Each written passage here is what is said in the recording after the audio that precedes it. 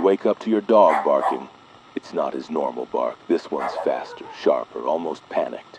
You grab your phone thinking maybe there's someone outside, but then you realize he's barking at the wall. Not just any wall where your back door should be. Except you don't have a back door. You've never had a back door. And now something is knocking from the other side. Slow, heavy. The wall flexes just slightly. Your dog's fur stands on end, and then he goes silent. This is an emergency broadcast from the redacted County Department of Public Safety. Residents in the North, Central, and West districts are instructed to remain indoors and secure all windows and entry points.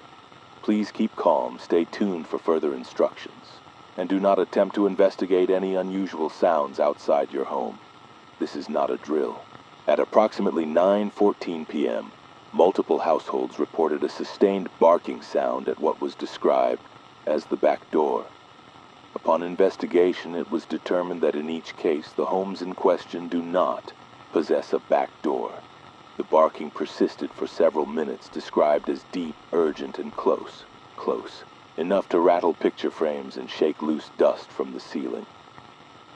In some instances, the barking was accompanied by the sound of nails scratching against wood, though no wood exists in the walls where the noise occurred. Animal control units responding to initial calls reported that the barking ceased abruptly upon their arrival.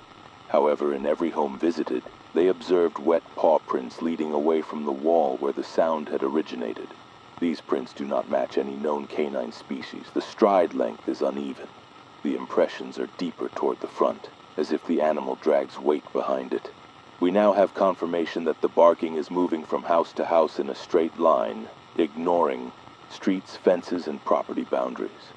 It arrives suddenly, begins barking within seconds, and stops only when the homeowner approaches the sound.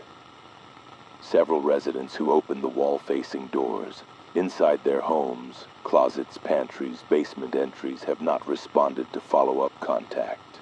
Witness accounts describe the moment before the disappearance as marked by a sharp increase in volume, followed by a low growl vibrating through the floorboards.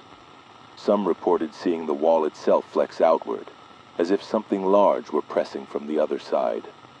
One neighbor stated she saw a snout pushing through the drywall.